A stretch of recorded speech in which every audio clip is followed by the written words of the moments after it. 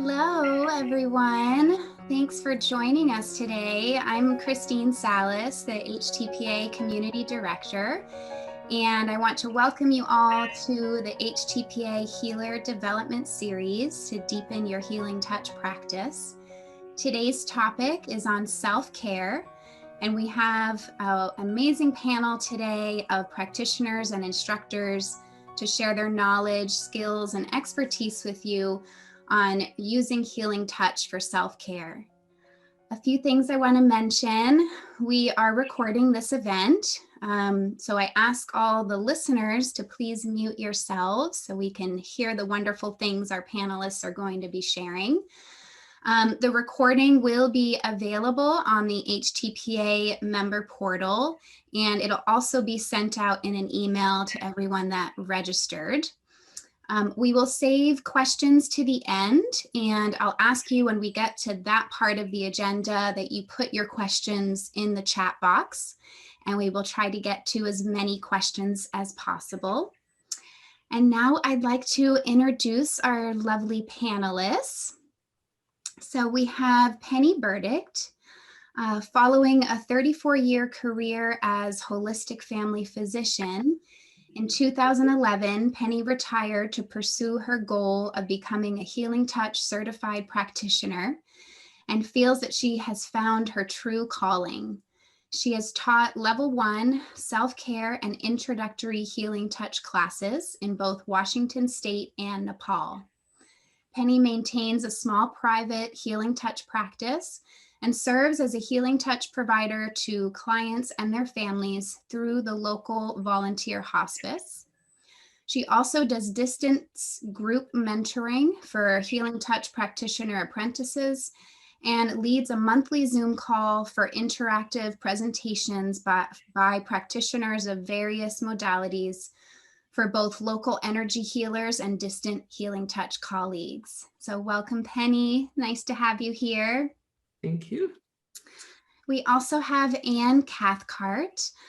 Anne became certified in healing touch in 1996 and became board certified in holistic nursing in 2002. She served on the Healing Touch Worldwide Foundation board for over 4 years and has been a frequent presenter at Healing Touch Worldwide and regional conferences on a variety of topics related to energy healing, self-care, and health promotion.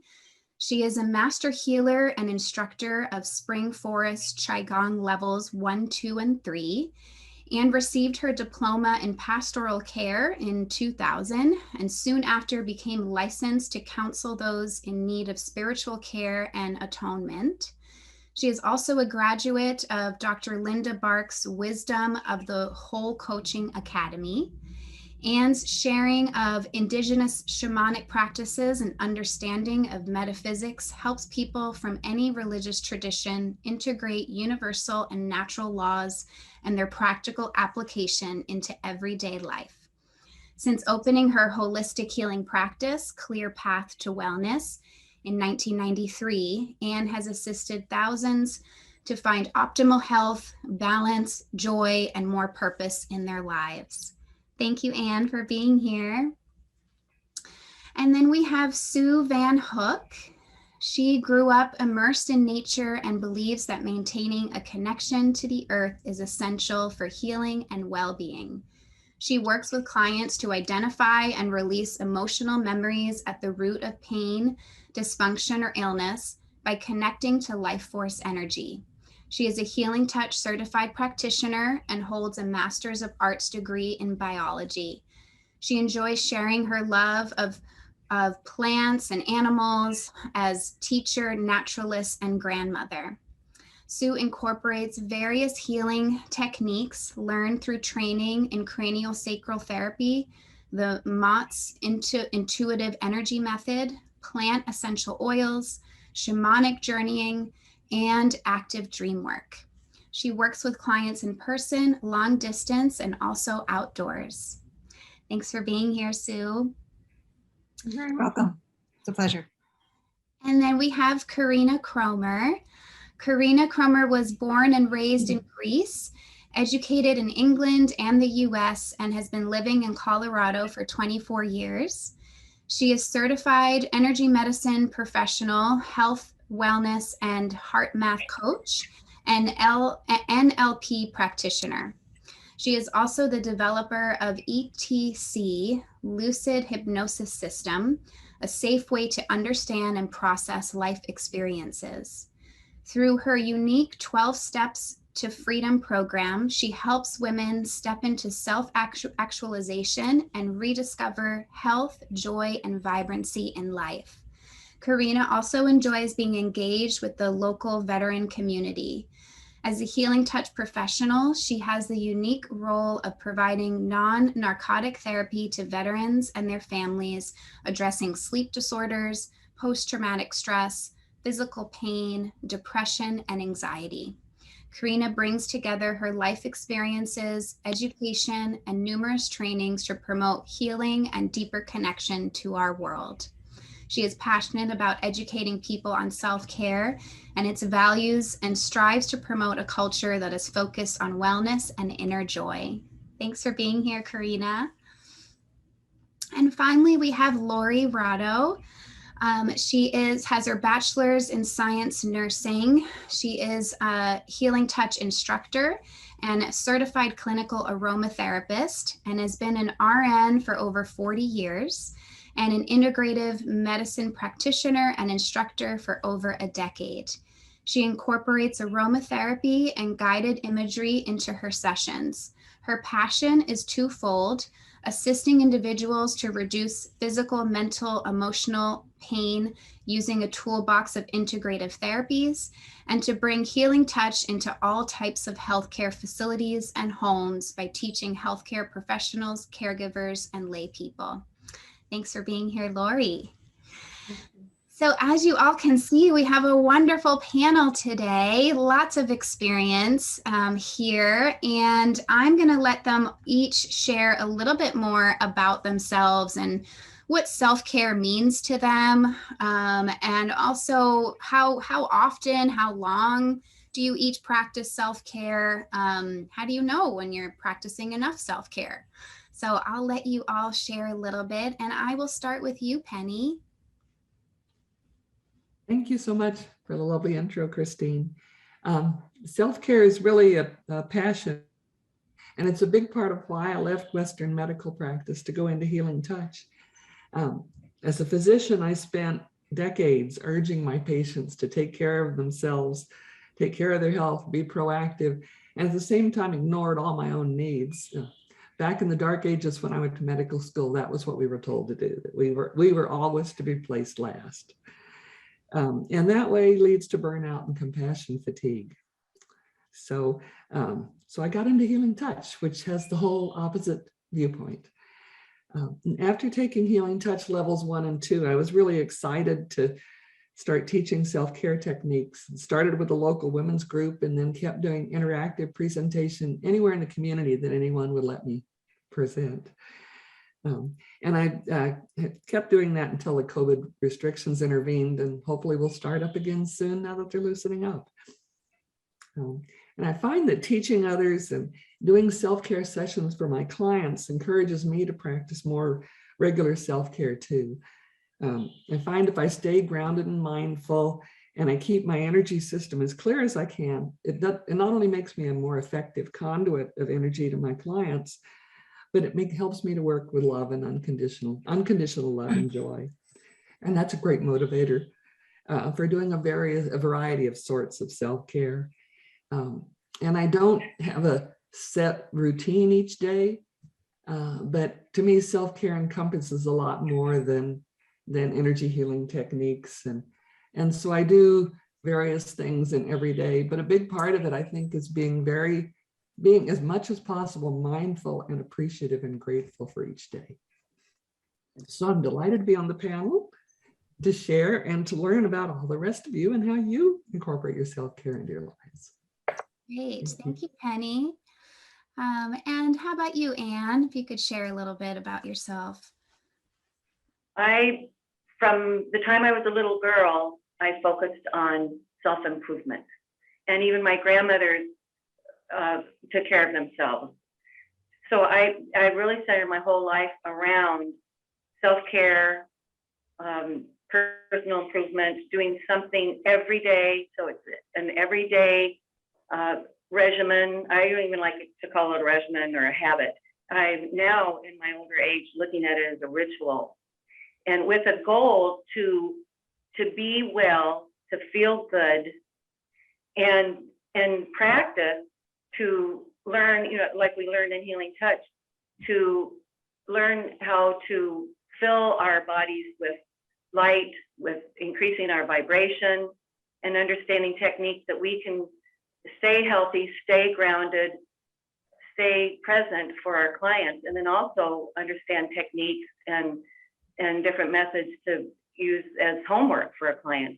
And when I work with clients, I often ask them what they want for their homework to take care of themselves, because I found in all these years of working as a nurse, and it's been 40 years, that people let themselves go and don't take care of themselves. And just as Penny was saying, we put ourselves, even as mothers, we put ourselves last. As nurses, there's burnout. So there, in holistic nursing, the focus was self-care to avoid burnout. And even Janet, from the very beginning, founder of Healing Touch, from the very beginning, talked about self-care. And I'll share this later, her principles, 7 principles of self-care. And Janet would talk about often how in her self-care, she would get prone. She would be in silence every day and get prone. And we used to joke about, well, we're so busy, how do you get prone? So really focusing as a part of life, with that, and this is holistic. So it's body, mind, spirit, emotional. So I look every day when I assess in the morning, I look at my day, how am I going to address all those? And I have some special things that I'll share as we go forward here.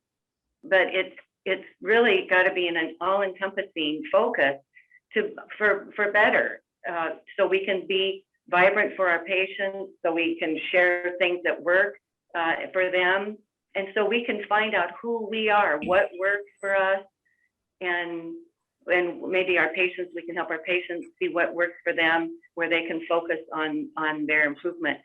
The mission of my business for these over almost 30 years has been to help people stay out of the medical system. So preventative is in there. All is focused on all the realm of holism is so important, and there's just a huge variety of what we can do. So I like to focus for myself, even what works for me and what do I like, and not everything works for everyone. So that's part of experimentation, and we learn in Healing Touch as we experiment, in our level 5, and refer people and understand different modalities and different techniques and different diets. Some people, you can eat anything, and some people are very restricted. So that's what I think is fun about it. And I'm looking now, as I'm retired, I have more time. I'm trying to make it more of a ritual, my self-care, and whatever I do to nourish myself is more of a ritual. So I can take time with that, and it's just, I just make it look like fun. I just want to have it be fun. And I'm happy to be here too and share.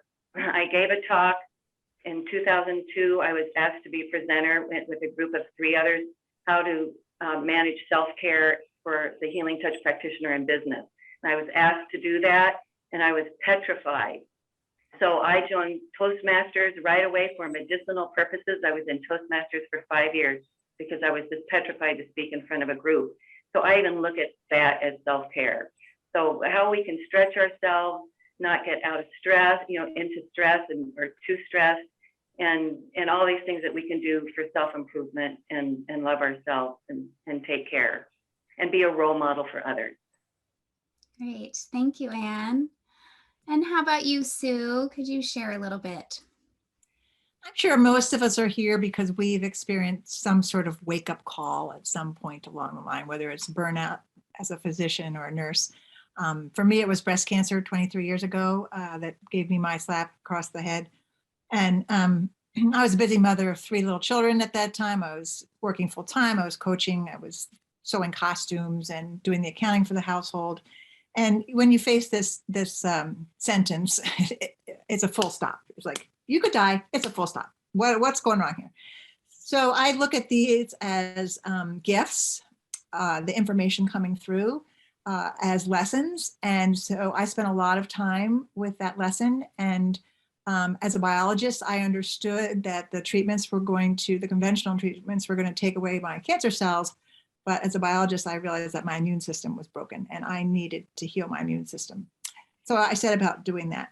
But the biggest lesson I learned and want to share at this point is that, as both of you, Anne and Corinna, Penny have already mentioned, we women give and give and give and give and give, right? We give for everyone else, and we don't often give to ourselves. And so through that breast cancer experience for years, I learned to receive and to receive with grace. And Spirit overloaded me with 90 days straight of gifts coming to the door, flowers, food, all kinds of presents, scarves, so that I could receive graciously and not feel like I had to give back right away to the people who were sending me things. The other big lesson of taking care of yourself first, which we're all saying, is that when we do that, our energy field expands and includes more people. And that's how we share again. Great. Thank you, Sue. And how about you, Corinna? Yes, thank you, Christine. It's very true. We all have our own journey, and I believe that I understood my life somewhere in my 30s and everything that happened to me prior to that. I think when we're young, we don't much pay attention. We just kind of like go through the motions. We're very busy. We do a lot of things. But I realized at some point, and it was when we moved from Florida, and my husband got moved to Colorado for a job, and I had to leave behind my career and my home, and I was pregnant, and I came over here, and all of a sudden I found myself completely alone because he was working all day, taking care of myself the best I knew how to. I didn't have any friends. It was a completely different environment, and in a way pretty stressful, but I realized how many stressors I went through in my life and what that was doing to me and how I was reacting to it. Because, the kids came, then I was busy, like y'all said, being a mom and taking care of the home and taking care of your husband, just doing it all. But at some point it clicked, that saying that, mama ain't happy, there ain't nobody happy. Yeah, that's it. I mean, all of a sudden I thought, oh, I need to take care of this. I need to change some things if I'm going to be, and by extension, the people around me feeling better. Because when you get, cranky, angry, resentful, all of that stuff energetically spills into your environment. And so I thought, okay, it's time to start back on track with me. What do I need? And it's not like I wasn't doing self-care before, but it definitely was not enough. And I wasn't really focused on it. So my care right now, and for the last, 20 years, has been, the first thing I do when I open my eyes is I check in. I'm in that theta space. I put my smile on literally with my eyes closed, and I check in with my body. I'm like, okay, how do I feel? What's going on? And from there on, I'll do some heart focused breathing, and I'll expand my energy, and then I'll think of my day, and okay, what does my day encompass, and what is my intention today? And when I put myself into center and I charge myself essentially first thing in the morning, what happens is I'm ready for anything that shows up. It might go as I planned, but it might not, right? But either way, I have built a certain resilience that will keep me flexible. And I'll say, okay, well, this isn't going to go this way. That's okay. We'll shift our attention. We'll do this tomorrow. Not a big deal. And there's many habits that I have and many self-care techniques that I do, but I'll say some of my favorite ones is the spiral meditation for healing touch. I take my time to check in, right? What's happening throughout the body. I do my heart focused breathing, which really helps me settle in my electromagnetic field. And we're all electrical beings. And when we're able to really find that balance, it's tremendous what it can do for us. And also to be aware of anything that shows up throughout the day. So be mindful of what's happening. be mindful of the words that I'm sharing and other people are sharing with me. And the other big practice that I have is to redirect, rephrase, and repeat something. So when something doesn't match my energy field because it's pinging me, I don't feel good about it, and it's coming from me, I will redirect the thought in my head, because I know that that thought will produce emotions, which will trigger a sort of, electrochemical reaction in the body. And I'd rather be under the influence of feel-good hormones than stressful hormones, right? So I'm constantly checking in throughout the day and constantly providing that self-care to myself. And it's been phenomenal, because I find that I don't know how I did without it, right? It was crazy to not have some kind of habit that supported me. And even though the kids are, in their 20s right now, hey, life still happens and crazy things happen every day. So it's been very, very helpful. Great. Thank you, Corinna. And how about you, Laurie? Well, as a nurse for over 40 years, and as Penny's already said, and Anne, we're not taught to really take care of ourselves. We're only taught to look at ourselves from the physical aspect. So my self-care was consisting of, was I eating right and was I exercising? But when I was in my 30s, I noticed this pattern in me, and I'm sure many of you can recognize it as well, is I would push myself really hard until I would either become ill, which made me to stop, or I would injure myself, and that would cause me to slow down and think about things. Or I would blow up emotionally over nothing, like a volcano, and my family would be going, wow, where did that come from? But it was all because I wasn't taking care of myself and just pushing until I couldn't anymore. And finding healing touch was really a gift for me. I've been interested in integrative therapies, or what was then called in the early 1980s, alternative and complementary therapies. And I started studying them a little bit and realized I couldn't really make a living out of it. So I went back to conventional medicine.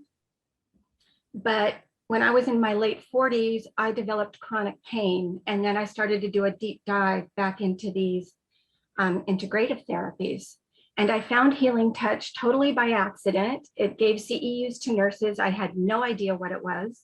I went to my first level 1 class, and I am so grateful for that.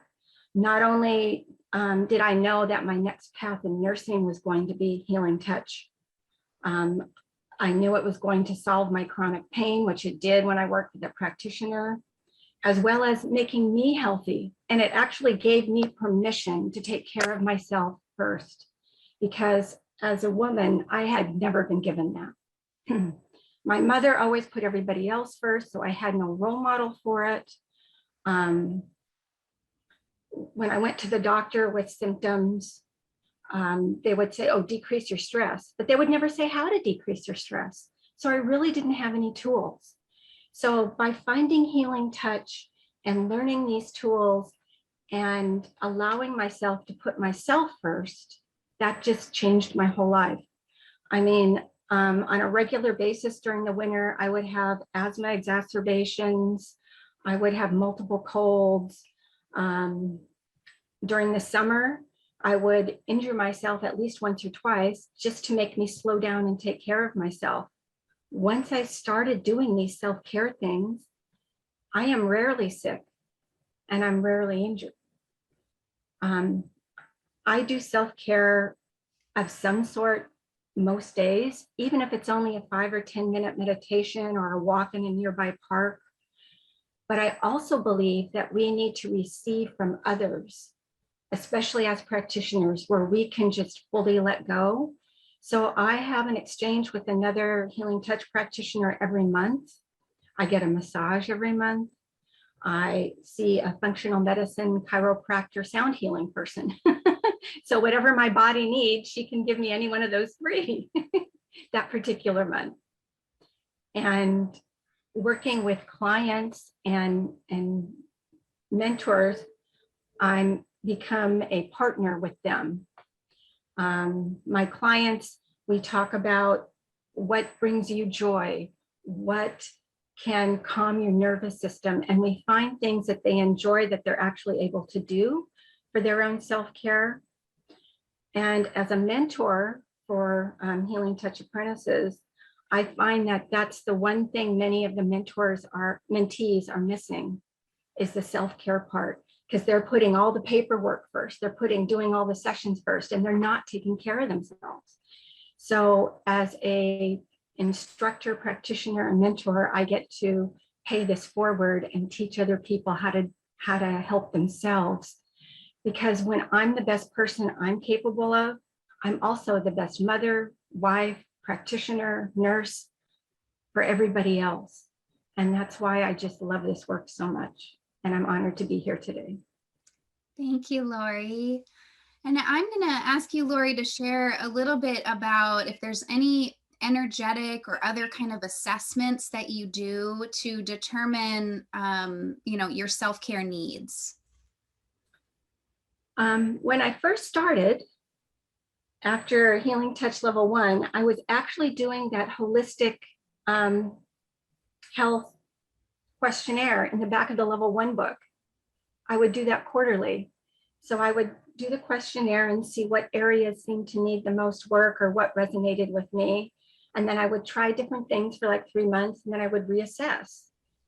And for my logical mind at that time, when I wasn't as in tune with my intuition and my body, that was really helpful. But through time, as I did the work and I'm able to now tune into myself, I just pay a lot of attention every day to what's happening with me physically, mentally, and emotionally. So if I'm feeling maybe a little down, I kind of check in and first see, is this something of mine, or is this coming from the collective? There's been so much going on for the past 2 years between COVID and, the way the country has kind of broken apart, and now the war in Ukraine. Sometimes the feelings that I experience are not really my own because we're all tuned into that collective. So that's one thing I check out. If it's the collective, then I will do work to help clear that out of my field, either myself or contact someone that can help me to do that. If it's from within, then I try to dive deeper and find out where it's coming from and how can I address it. I also check in physically. Am I exercising? Am I eating right? Have I been out in nature? Just going out to the beach and walking on the beach or being in a forest or hiking brings me such joy and shifts my whole energy field. And finally, I check in with my friends sometimes to say, hey, do I seem a little off to you if I can't put my finger on something? And they'll tell me yes or no with my close friends. And that's the best way that I know how to assess my whole person, the body, mind, and spirit, by going within and then to close people. Great. Thank you for sharing that. And a reminder about that questionnaire in the back of the Level 1 book, you said, right? Yeah. Great. So my next question is about self-care healing touch techniques. Which ones do you commonly use? Why those particular techniques work for you? And Corinna, I know you mentioned a couple, but if you could just share a little bit more with us. Yes, absolutely. I did mention earlier, one of my favorite techniques is the spiral meditation. I love to connect with my heart. This is my center. And I just love how smoothly that works for me. And I can also this way, check into the whole body and see what's happening. I am very aware of my body. I'm listening, I'm always listening to the communication that comes from my body, whether that shows up as discomfort or pain or a certain emotion or something that is just not feeling right. So when I do this technique, I'm very tuned in and I can really kind of understand where this is coming from. I'll ask the question, like Laurie said, sometimes you ask, is this mine? And sometimes literally it comes from the collective consciousness and it just hits us somewhere because that's where, you know, we happen to be less balanced right there. So I do that, and I also check in with all my organs, especially areas that I know that normally hit me when I'm off. I know my body after so many years, so I know like shoulders is one thing, lower back might be another one, hips. You know, I pay attention to those little pains and aches. And then the other thing is that heart-focused session, heart-focused energy movement is so expanding to me. And I feel like I have taken this spiral meditation to a whole other level sometimes, you know, like it's combined with a way of going within my soul and seeing what's happening. Because very often I will see and feel information, you know, wisdom comes through, which sort of combines a little bit with the ETC lucid hypnosis program that I've developed, which is, it's just really connecting with your subconscious and becoming aware of certain things that are in your way. So while I'm doing this technique, this healing touch techniques, I'm listening, I'm feeling, I'm receiving, and I'm releasing at the same time, right? I find it extremely powerful. The other thing is the grounding. Grounding is so important to me specifically because I'm like one of those people that my home is in that corner of the sky. I feel more comfortable way up there than here in the ground.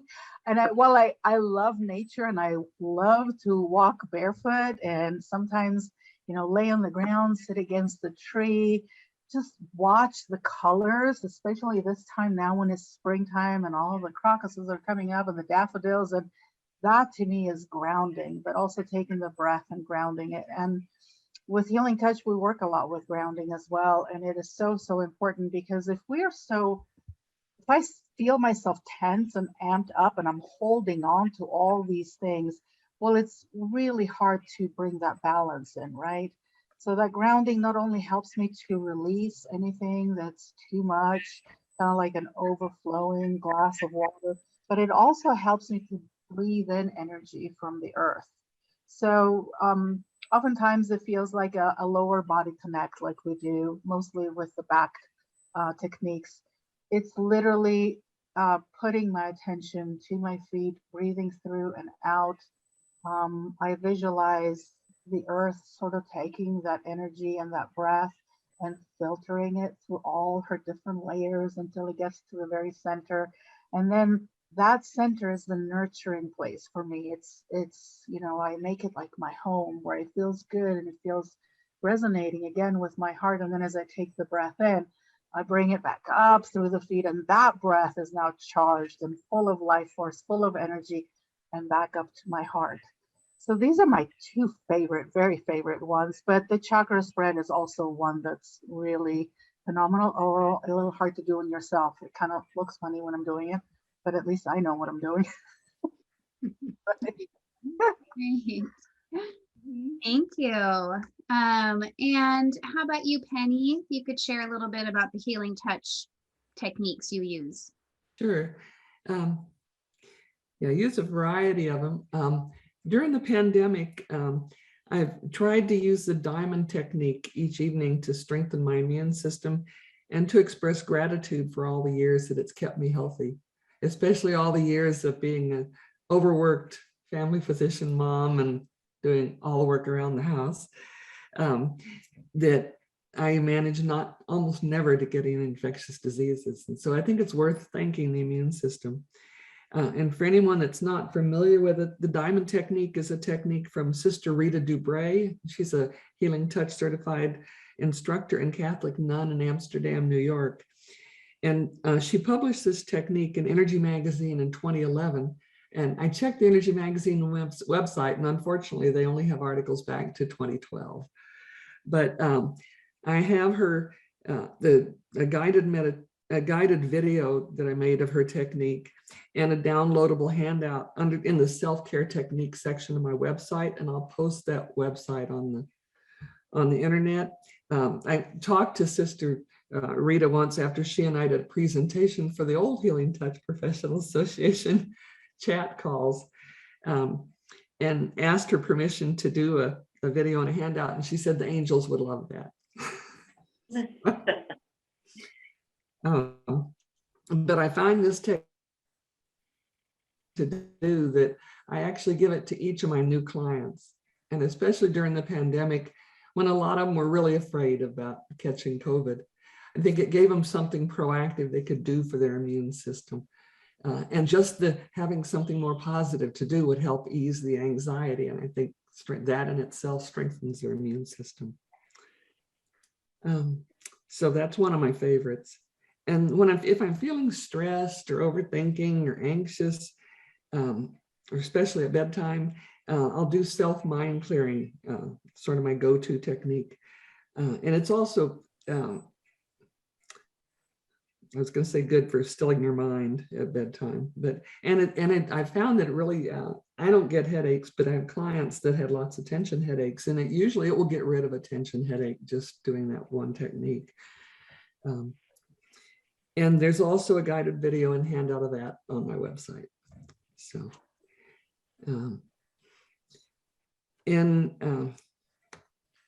if I'm feeling discouraged or depleted, like Corinna, I like the self-spiral meditation. I find that the connecting and expanding the field and connecting all the energy centers at the same time really gives me an increased feeling of vitality and energy. So, and that's another one that's also easy to share with clients. So, and then I use local techniques quite a bit for injuries or pain or overuse symptoms. And that's the whole spectrum of ultrasound, laser, pain drain, sandwich, cone and scoop, hands in motion, hands still. And I've been amazed at the results that I can have with just doing those kind of techniques.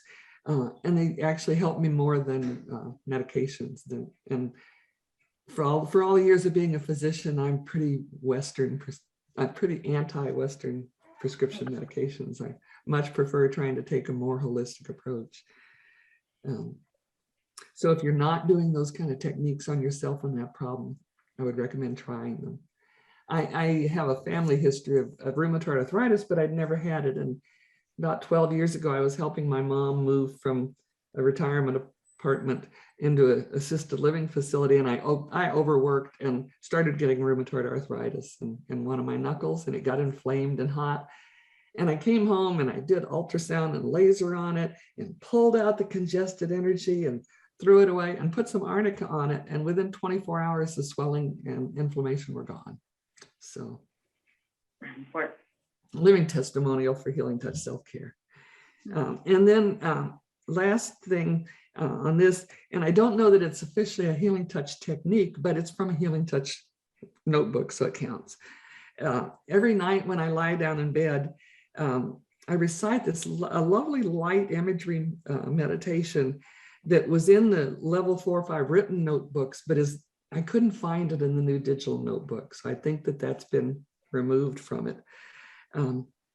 My dog sleeps on the top of the bed on the other side of the bed, and I include him in that. And at first I thought, well, that's sort of silly. I mean, I think it helps him, but what's a dog gonna think? And after several weeks of doing that, one night I didn't do it, and the dog leaned up against me and started nudging me. And when I did it, then he quit.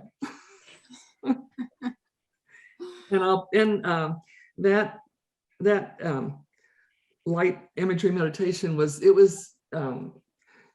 printed in there and said author unknown, so I figured it's fine to share it.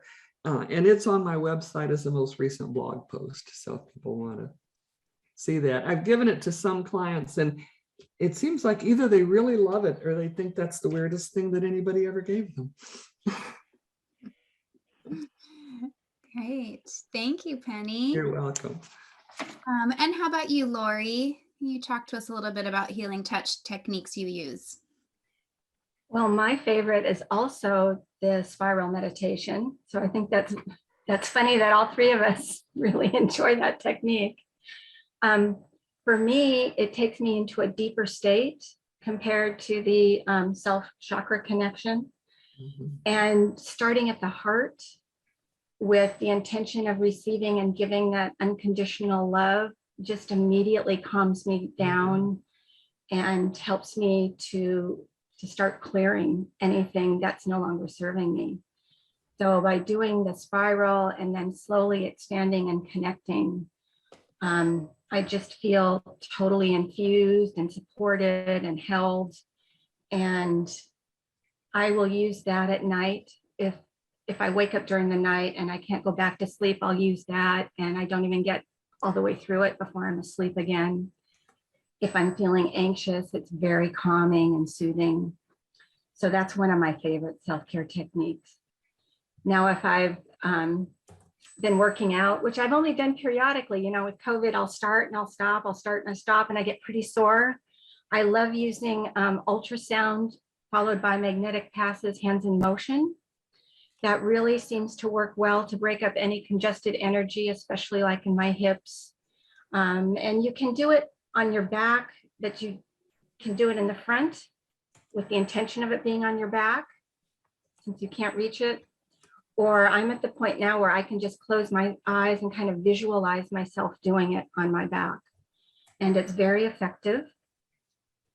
I also use the self-mind clearing if I get into one of those what if scenarios. What if this happens? What if that happens? I found it really effective. I was diagnosed with lung cancer. It was a surprise diagnosis the end of 2020. And before I was able to come up with a plan, you know, that time span between this is what you have and here's your appointment, my mind was going a little crazy. And by doing the self-mind clearing, I was able to stay calm and focused and be able to move forward and focus on the positive. I mean, it was found super early. I had no symptoms. It was found by accident. And so it was actually a gift to me. When I work with my clients, I always give them a self-care technique that they can do on themselves, because it really does make them feel empowered, like they can make a difference. And I also encourage all my mentees to use these techniques as well. I also, as Corinna mentioned, I love being out in nature. I find it really grounding, you know, going barefoot on the beach, leaning up against a redwood tree, hugging. I do hug a tree all the time. I'm one of those. And combining that with the meditation, a modified horror meditation, I do that quite a bit when I'm out and about. And I find that not only grounding, but clearing my energy field so I can stay focused and open to whatever's going to happen. And it does build resilience. So it didn't go right today, but what can I do with that? You know, what's the good out of that? What can I do tomorrow to make things better? And I don't get as stressed out about things. It's more like going with the flow. Great, thank you. So my next question is about what other self-care practices you commonly use or receive and why. And Sue, if you could share with us. Be glad to. My daily go-to is every morning a yoga practice. It's my way to check in with my body in all levels, body, mind, spirit, emotions. I take class 3 mornings a week. And if I'm not in class, I'm at least on the mat for a good 20 minutes, half hour. Just to get the kinks out from sleeping, but just to really check in on myself. Meditation, when I was diagnosed with lung cancer, my nutritional physician said, you know, Sue, if you meditate for an hour a day, that's worth 5 hours of sleep. So rest is just so important in how we feel. And then that deep alpha state that we all have experienced through Healing Touch allows the body to do its own healing. Right? It's programmed to self-heal. I see a chiropractor once a month just to keep my nerves connected and functioning well. I get massage regularly. My first massage was at age 43 after my diagnosis. when I felt like I could be touched again. And I took all 3 of my daughters for their first massage at 7, 11, and 14. Right then, I said, you girls are not going to wait till your mother, till this old, you're going to experience this right now. And you're going to learn how to take care of yourself right away. I do a lot of exercise. I'm very active, hiker, backpacker, camper. I play tennis, I bike. So getting daily exercise, if it's nothing else, I at least walk for an hour a day. And I really believe in the 3 free therapies. I wish our whole healthcare system could just magically flip from a disease care system to a health care system, to an ease system where if we got enough sleep because our jobs were not demanding too much of us and it didn't stress us out, and we were able to exercise a little bit every day, and then we were able to get nutritious food readily and easily and cheaply, affordably. And if we got an energy tune-up once a month, we would never get sick. And I just wish the whole system could be flipped like that. One of the amazing things for me was my last career out of 4 was working for a mushroom startup company growing microcomposites to replace styrofoam and plastics with compostable alternatives using fungi. And on Fridays, I put on my Healing Touch hat in the quiet room, and I turned it into a healing room. And I saw 60 of the 80 employees there over about 4 years. And everybody coming on board knew that Healing Touch was a perk for working there. They didn't have to take time off, unpaid time off. It was paid time off.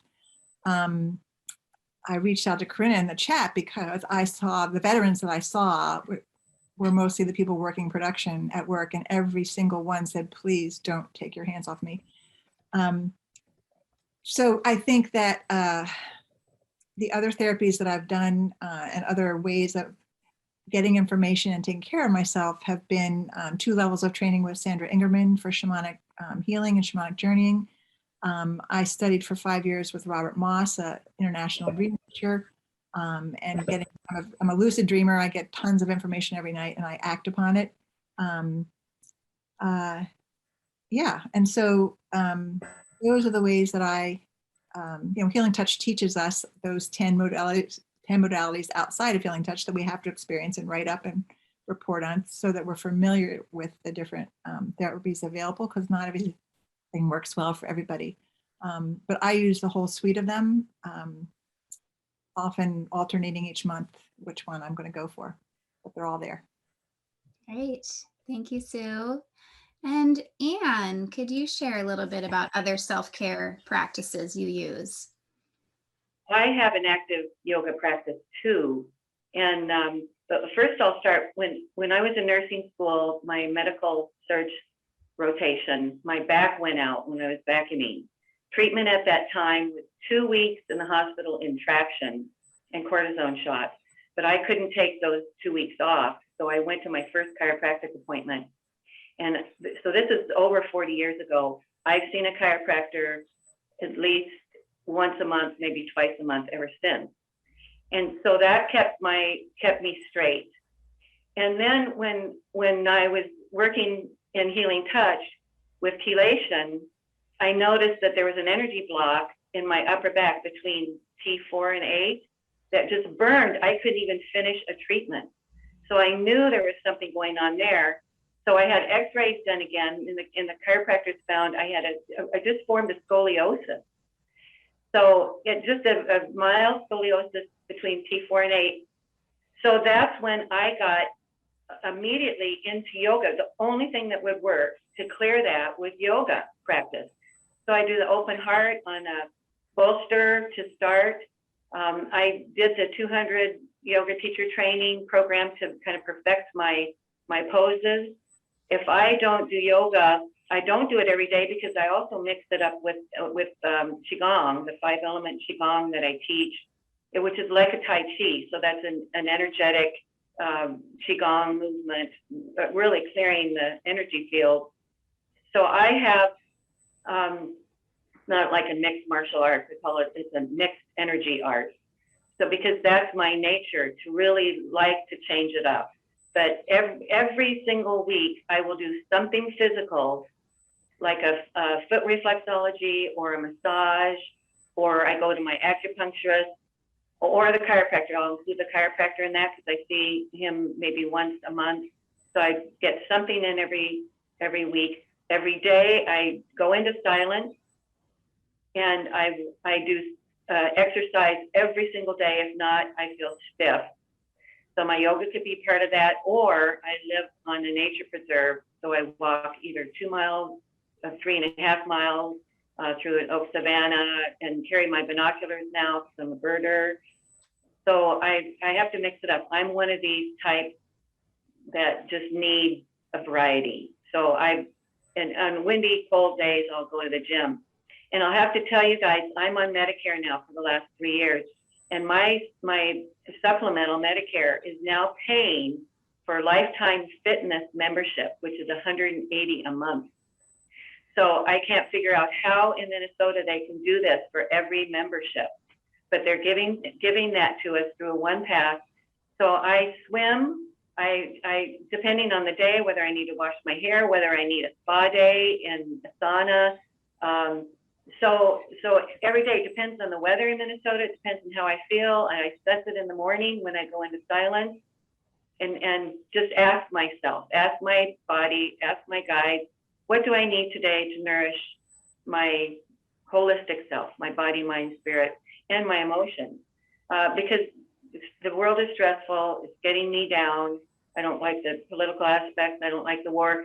And I study astrology intently because I'll tell you, some doctors even saying this, if we know our astrology a little bit, even if you have an astrologer, I think everyone should have an astrologer to work with, because some of these things are out of our control. All the chaos in the world right now is out of our control. We've got Pluto and Capricorn, all these different things are going on. We're the same configuration as 250 years ago when the American Revolution, the French Revolution, all these things are going on.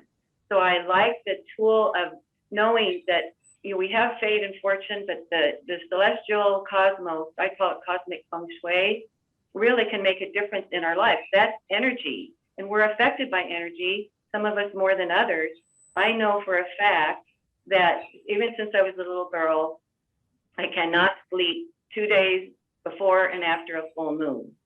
So I have insomnia. I might as well just not even plan to go to bed. Or I can go to sleep quickly, but if I wake up, I'm awake for the whole night.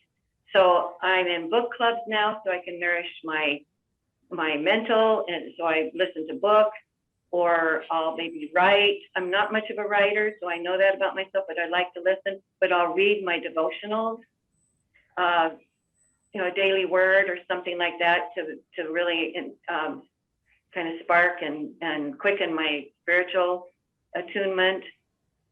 So it just kind of depends the feeling, the energy of the day. And we all know that, as we're in tune with the energies, that there's so many influences. We can be influenced, some people more than others, but what do we need to do? And I think everybody's mentioned grounding, and I'll talk about that more later, but I think that's one of the most important things for us in Healing Touch. And of all the modalities I've studied, Healing Touch really focuses on the grounding. And I remember Rosalind Briere, I studied with her for a few weekends. And I remember her saying that energy travels best through muscle. So if we can keep our body musculature strong and flexible, and yoga does that for me. I don't like the machines at the gym, but that's why I like my yoga practice. Then we're working better, we're more attuned. And remember, even with Tai Chi and some of those exercises we do, our fingers are like an antenna, and the more mineralized our body is, nutrition-wise, looking at magnesium, how Americans are most deficient in magnesium. There are many signs of deficiency, not wanting to touch things, or opening a doorknob and feeling your bones in the doorknob. A craving for chocolate is a magnesium deficiency. So there's knowing what nutrition is important. So I look at even that. And another practitioner I think is important, if you have one in your town, is a naturopath. And I see one fairly regularly. I try to maintain, and there are lots of deficiencies of vitamins that show in different ways. Like a vitamin C deficiency, you might get more hangnails. And if you have chicken skin under your arms, that's a deficiency of fatty acids. You can get tests now for all these things, but a good naturopath, you can do neuromuscular screening, you know, holding the copper, you know, they have machines, they'll put vitamins on and see what would enhance your nutrition. And again, that helps the energy flow. So all these things need to be in balance. It's just amazing. We don't want to have a block in energy that makes us sick, you know, that forms as a energy block or a tumor or some kind of block in our body that you know could be too late, that we can always reverse if we catch it in time. But it's nice to just be friends with lots of practitioners and just know what you need to see when, and do trades if you can't afford it. And I'm just fortunate that I can belong to this club, and they have nutrition programs. I can check my BMI. In 1 month, my body mass changed. My inflammation went down 1 point. This is in January. I lost 4 pounds. I didn't drink. I did a dry January. I don't drink that much anyway, but after the holidays, it was just amazing. And my club does this for free. It's just interesting. So I think it's always nice to be in association with experts that are, you know, like body trainers, that are nutrition trainers. So, and my chiropractor is always one of those for me. And just a reality check. Keep the maintenance and keep it going and be in touch with that. So I like to do everything. I like to change it up. But find what works best. You know, and then you meet more people and you know, they want to know more about what we do too. They're always interested in wanting to know more about healing touch. And then you can get referrals, and we're spreading that light and do trades if we want. So it's just fun to find out what works best for you and kind of change it up. Cross training. Great. Thank you, Anne. And Corinna, do you want to share a little bit about other self-care practices you use? Yes, I'd love to. And I so agree with Anne as well. I mean, things switch up all the time. It really depends for me on what's happening in the body, what's happening in the mind, how I feel. And sometimes, some days, different techniques feel right. Some of the things that I continuously do is, one of my favorite is heart focused breathing, which is a technique through the HeartMath organization. Absolutely phenomenal in not only keeping your system cohesive and balanced, but also in promoting resilience. That's really, I do this several times a day throughout the day and every single day. The other thing is, you know, I always like to check in with my body to see how it feels, but stretching is one of the things that I have learned from my animals. I see them get up in the morning and they're like, oh yes, you know, stretch that part, stretch. That is so good. It feels amazing in the morning. You know, I get up and I put my feet on the side of the bed and I just start stretching. I stretch my hands, I stretch over my legs. I mean, everything sort of like awakening the body and giving it this chance before you like zoom, you know, flash into the day and get going. And I also I'm in the habit of not looking at anything electronic until I'm done with my self-care in the morning. That is my number one rule. I don't care what's happening. I don't look at it. You know, my phone is usually, you know, on quiet anyways. And I feel like it's so important to give the time for the nervous system to come online before we start bombarding it with blue light and information and anxiety and all of that stuff.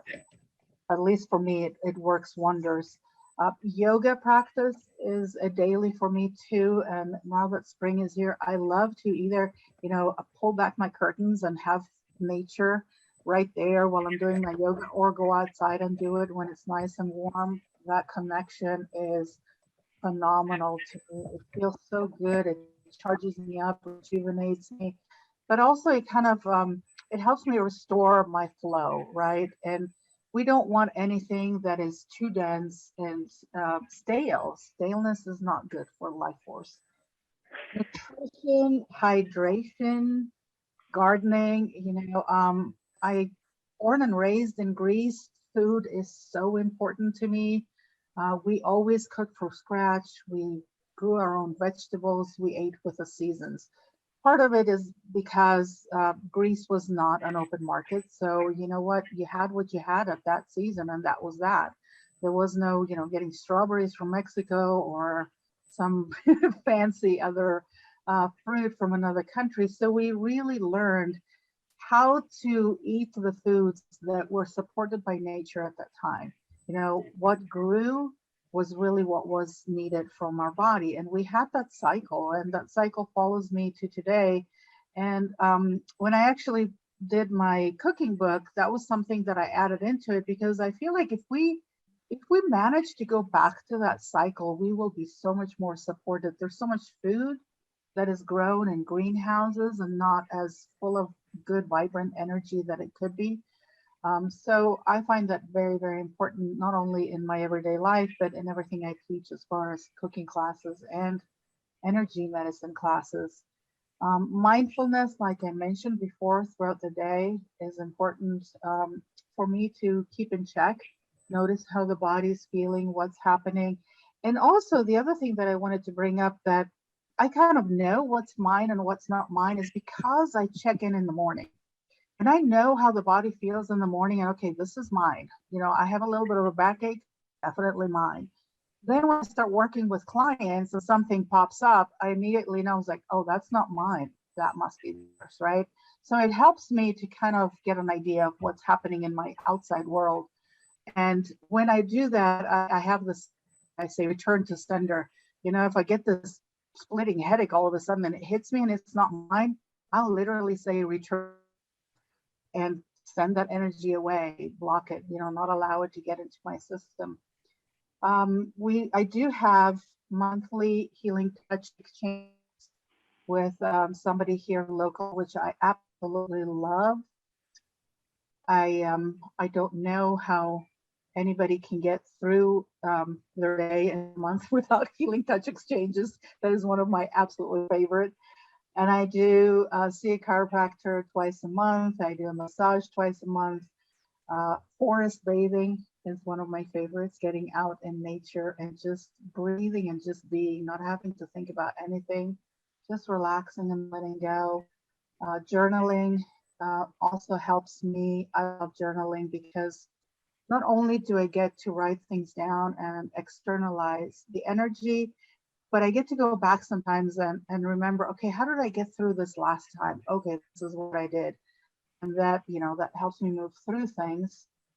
And I also do a lot of trauma work. So I used Dr. Peter Levine's somatic experience practice to move through memories that might come up that were somewhat traumatic. And I realized that they actually have formed a block because I do think that, that cellular memory that gets trapped in the body stops us from being our best self, from living our most joyful life. So working with those, with Dr. Levine's practices has been instrumental for me in not only acknowledging certain things that were blocking me, but also managing through them along with other practices that I use. And then and reading is one of my absolute favorite things to do. Finding a quiet nook in the house or going outside, sitting down and reading an inspirational book is just very nurturing to me. So those are a few that I can think of. Great, thank you, Corinna. And then how about tools? Any sort of tools that you use for self-care? And Penny, would you mind sharing? Sure. For the past few years, I've been doing sound healing with Himalayan singing bowls. I trained to do this and got bowls in Nepal the last time I was there before the pandemic. And that's become a growing part of my energy healing practice, but it's also something I do most days for self-care. And about a year ago, once when I was playing the bowls for myself, my guides gave me affirmations, just showed up in my head that I combine with toning certain bowls. And I felt so good after I did that. I've started doing that when I do sessions for other people. And I've done some distance group healing sessions and use the affirmations for the people on those calls. And actually, I don't know if there's so much affirmations as reminders of self-care. For me, the bowls are really relaxing and grounding and lift me up when I feel down. Years ago, the naturopath that is the only healthcare provider I go to, I don't go to Western physicians anymore. I said the only one I trusted became a healing touch instructor. But anyway, he asked me on the very first visit, what makes your heart sing? And I think my answer now would be those healing bowls. And I also use healing crystals during healing touch sessions, and I use them combined with the bowls and energy healing and moving the bowls in energy healing movements. And I find that helpful for clients and also for myself.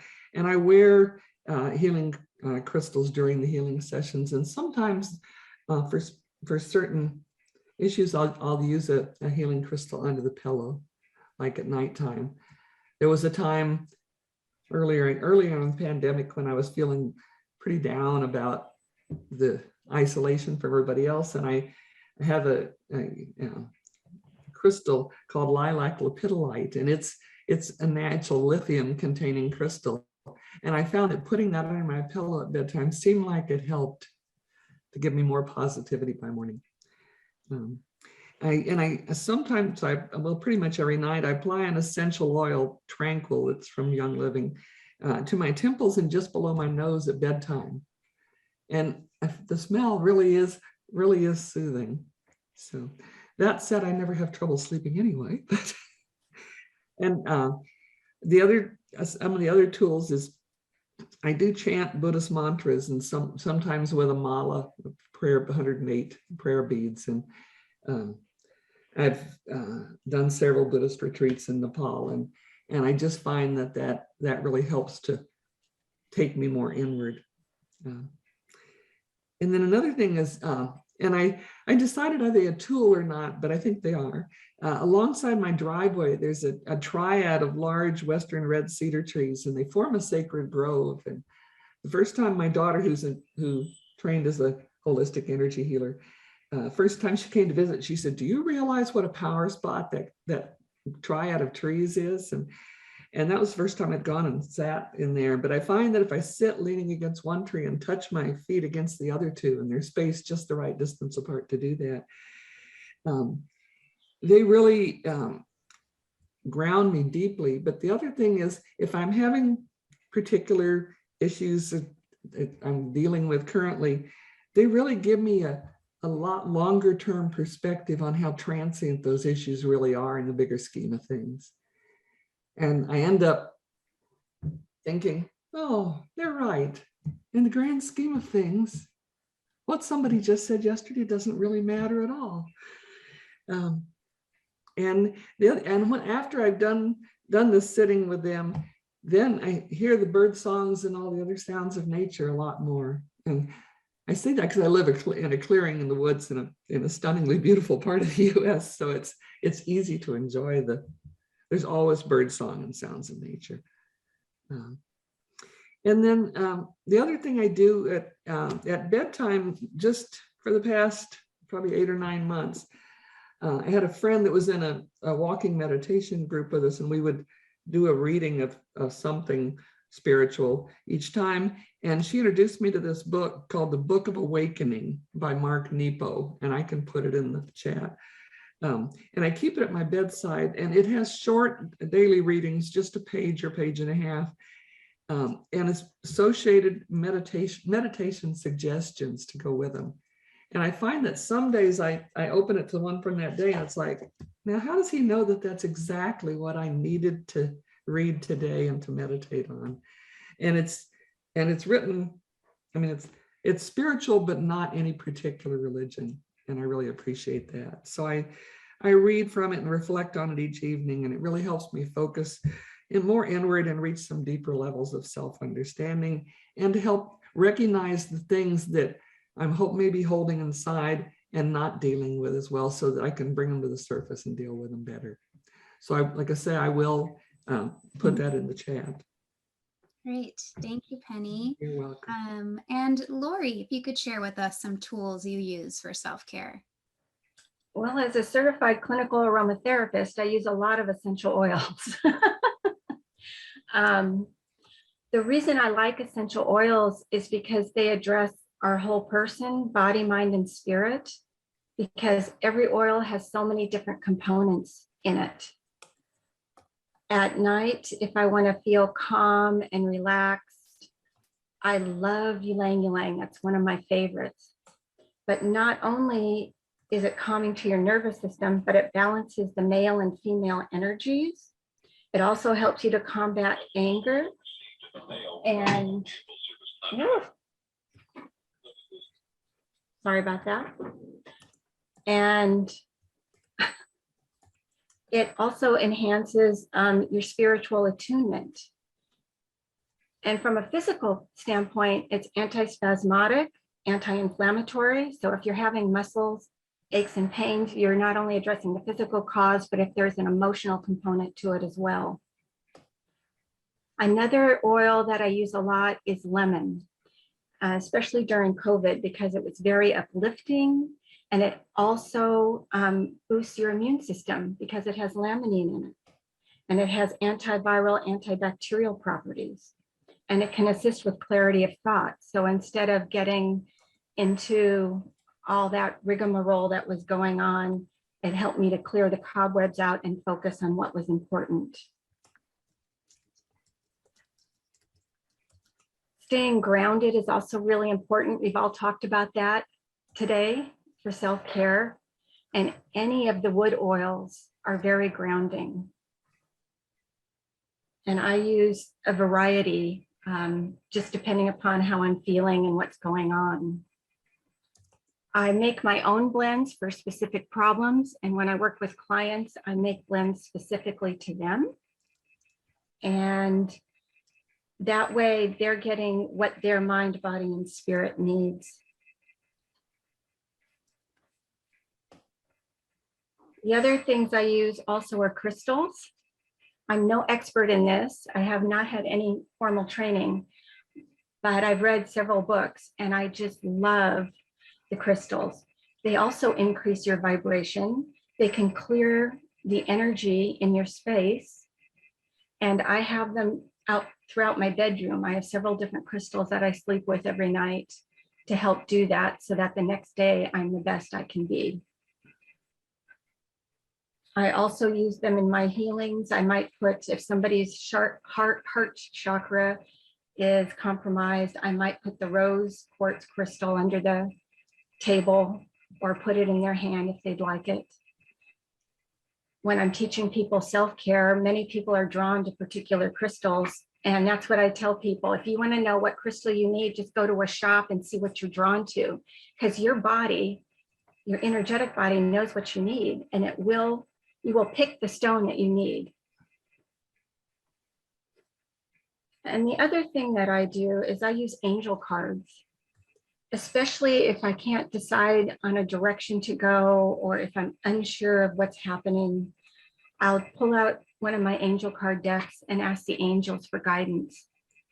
And they always give me support or direction or what I need. And sometimes they're just reaffirming what I already thought. And other times they're giving me a whole different direction.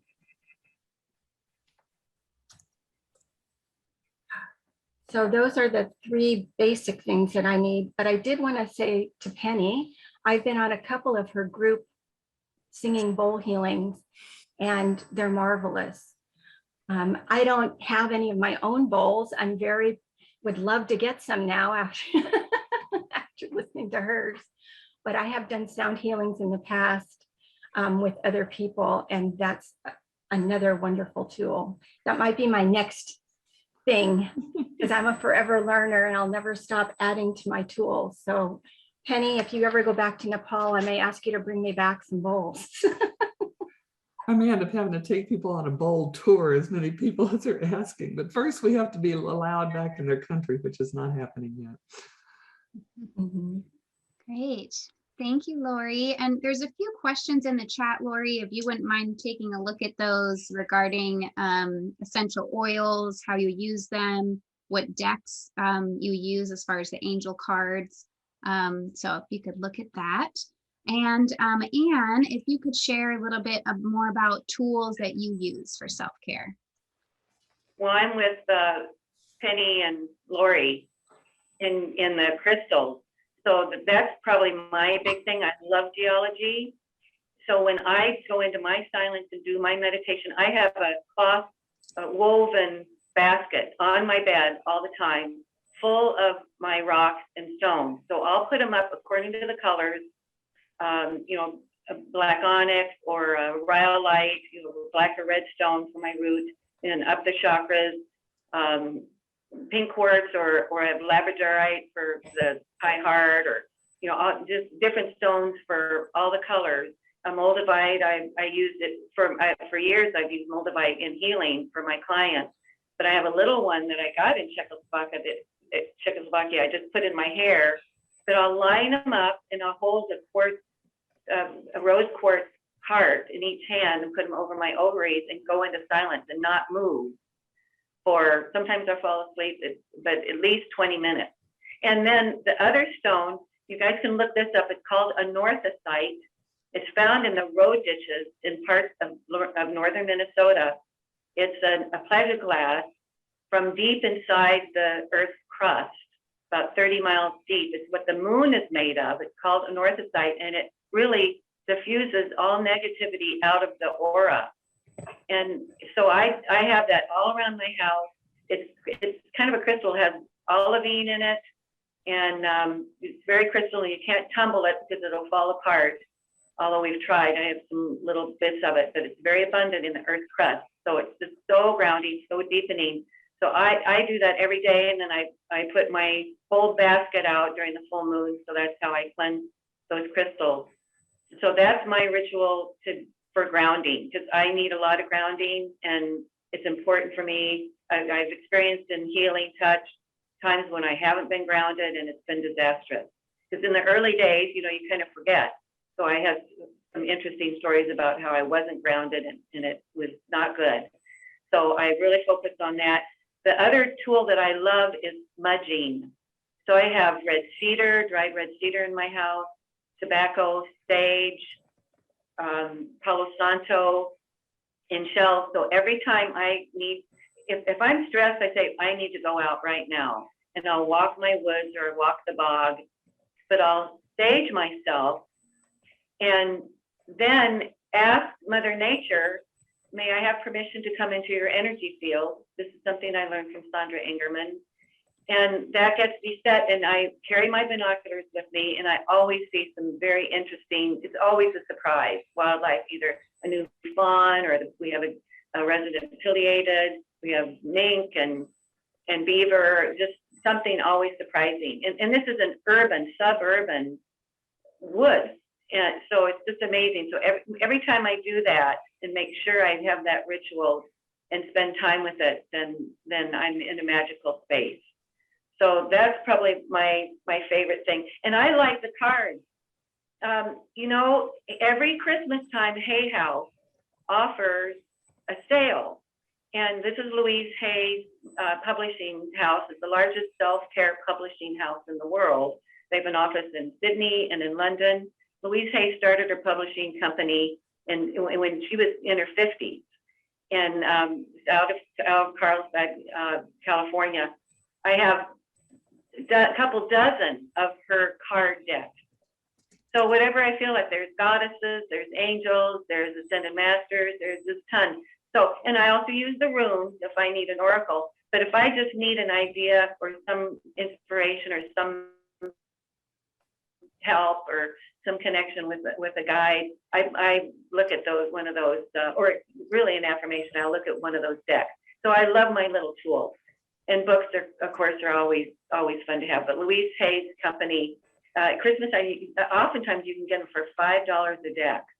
So they're really fun to get.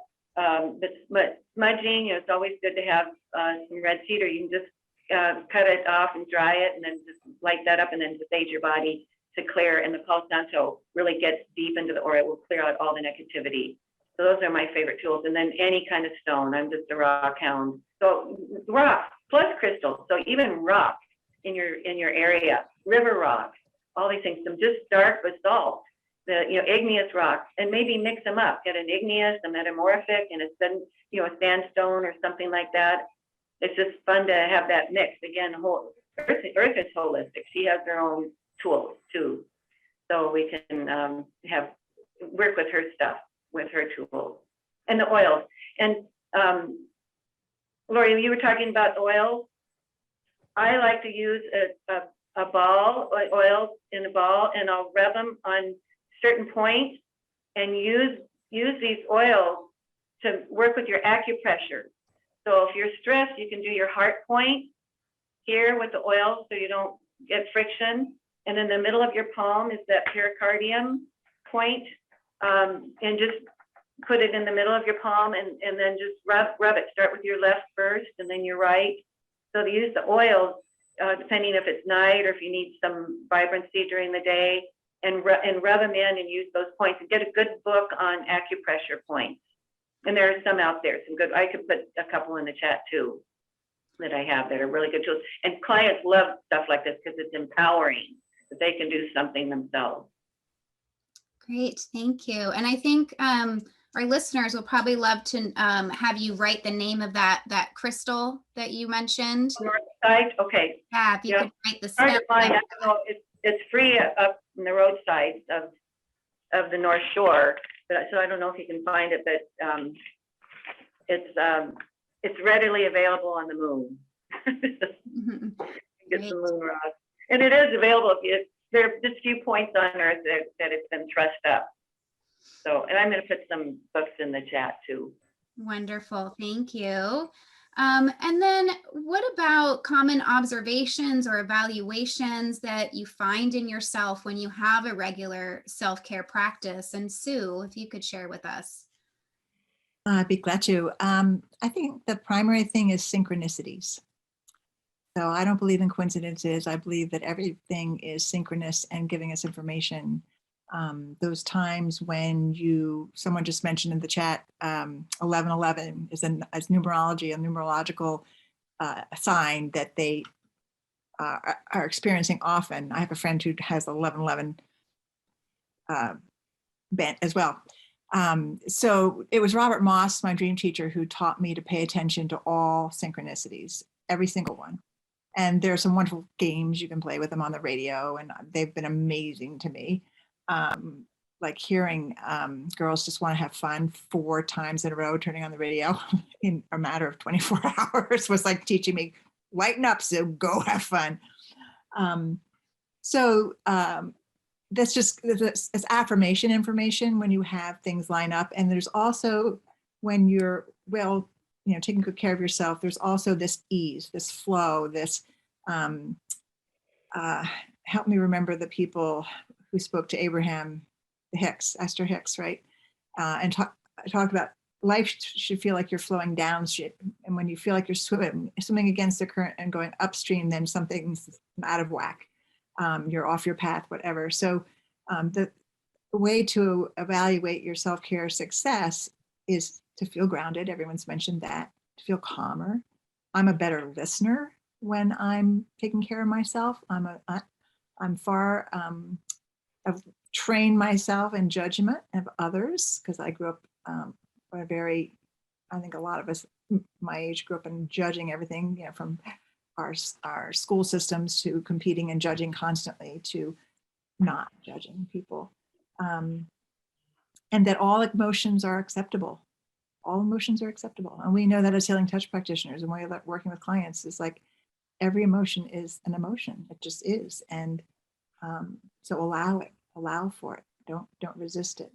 So I think in overall, it's just having this sense of well-being and flow and ease. I think Corinna mentioned the phrase, living your most joyful life, right? So this is all pointing to that state of being when we take good care of ourselves and our needs, and set boundaries when we need to.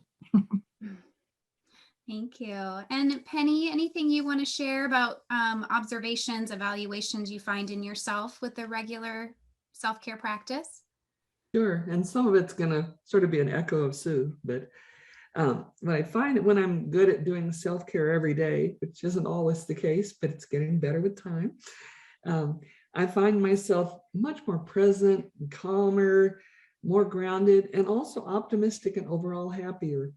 And it seems like the more self-care I do, the more I appreciate the beauties and wonders of nature and the joy and gratitude that I can find around me in every day. And it's easier to bring myself back to a state of equanimity when I get provoked at something. Zen Buddhists use bells of mindfulness to bring themselves back to the present moment. And when a bell rings, everyone pauses in what they're doing and takes a few slow, deep breaths and smiles and then resumes their activity.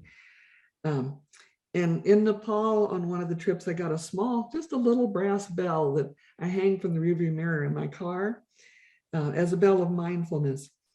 And whenever if I'm upset or frustrated with traffic or angry at a driver that's cut me off on the road, instead of blowing kisses to them, which I used to do, and then they would flip me off. So now I reach out and ring that bell and take a few deep breaths, and I can let go and smile and think how horrible it must be to be in that person's body and be in such a hurry and so angry all the time. And I'm glad I'm getting more control over that. So, and I think I'm bringing that up because with regular self-care, I'm not needing that bell on the road as much. So for me, it's a tangible measure of this, a tangible measure of my success of my self-care is if somebody can cut me off on the road and I don't have to do the bell before I think, oh, poor person. And then they're still not going to get there much faster than I will. So yeah, I think it just gives a lot more balance in life and not nearly so much of the roller coasters up and down that I used to have in the years as a family physician. Great. Thank you. So we're getting close on time here, but we have a couple more questions that I wanted to ask. So the next question is about what helps you be successful in keeping your self-care practice. And Corinna, could you share with us? Absolutely. So really what I love about my life is the resiliency that I have come to build and experience in an everyday kind of fashion, and the knowledge that I can control my health through my thoughts and my emotions, and keeping in a better place, keeping more balance is really one of the most important things that I can do to stay healthy and to also be able to experience joy in life. Because when I'm worrying about a whole bunch of things, joy is out the window. One of the things that happened way back in my life, a few years back, that brought me to that realization was my father-in-law was sick, and we didn't know he was sick. And one day we were having lunch, and he just collapsed. And I found myself moving through what needed to happen with such peace and so much clear notion of what needs to be done. Okay, so you do this and you do that. Let me put a pillow under his head, this and that and the other. And in fact, I kind of shocked myself. I remember almost like standing outside myself and noticing what was going on. And I thought, how am I so calm? And there was the ride to the hospital when the paramedics came and all of that. And through the entire night, not only did I stay grounded, I stayed clear in my mind. And, emotionally, I was able to navigate. But I also had plenty of energy when the whole thing was done, which wasn't until the next morning. We were up all night. But yet I found myself perfectly well and energized, and being able to support everybody else that was, there family-wise going through the same event. That has never left me, because I came to understand once I journal through it, and I've gone back to checking it so many times, that resilience that we build it when we're not in an adverse situation, right? We build it when we feel well and we sort of charge our batteries, if you will. And then when something hits during the day, then we don't drop all the way to zero and are exhausted. Instead, yeah, we'll lose a little bit of our energy. We'll kind of get flustered for a little bit, but we come back pretty fast. And that has been absolutely phenomenal in my life. And going through COVID and going through, honestly, the last year has been pretty intense in our family. It's been really amazing. So I would invite everybody to do the self-care, for nothing else, to enjoy life better in an everyday and every moment kind of way. Great, thank you. And Anne, what helps you be successful in keeping your self-care practice? I like to keep it fun, and I like to keep it convenient, and I like to keep it meaningful. Just if it's something isn't working about it, then I'm not going to go out of my way just to be doing self-care. It's really, I'm going to tell you something. Even with that dry January that I did, because I went off one night, and I had because I like to cook, and I like to have a little glass of wine when I'm cooking. And I thought, well, there are 2 days left in January. I can't do that. But then I thought, it's harder to be hard on myself and deprive that than to have one glass while I'm cooking. So not be rigid. I think it's important not to be rigid. And yoga helps me with that. Yoga really helps to be flexible. So I think that's really the key, because if we're dogmatic about certain things, then that makes us old and rigid and hard on ourselves. Remember, we deserve the best, especially as healers, because we're giving so much and we've practiced so much our craft. This is a craft that we're sharing with the world. We're making the world a better place. We need to be just as nurturing to ourselves as others. So is this nurturing, or is it too hard, or it's being discerning. I think discerning even about the friends you're with. I had to get out of an organization because it was so toxic. As much dedication as I gave to it and my heart to it for so long, I had to leave. It was so toxic. So always, I'm just discerning everything. How does this enhance my life? Are my friends enhancing? Are we having fun? So there's just lots of things. And Janet used to always say, how is your life flowing? Are you in right relationship? So look at the right relationship, with ourselves, with our church, or whatever. If things come up that just are tilting your head, not making you smile, and looking forward. I love when Penny was talking about that. We don't want to be some blissful idiot, but we can be in awe and in wonder all the time, and be connected with spirit, with heaven and earth. That's where we're getting our energy. So all these things, just being discerning and loving our life. And I knew I was in trouble when I wasn't saying that affirmation. I always felt so much gratitude.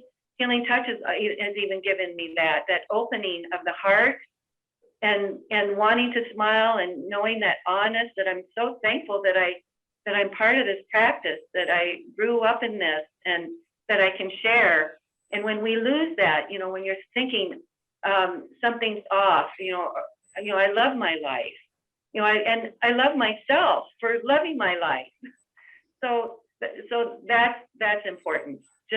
Just going forward in the flow, and being in flow and in right relationship. Great, thank you.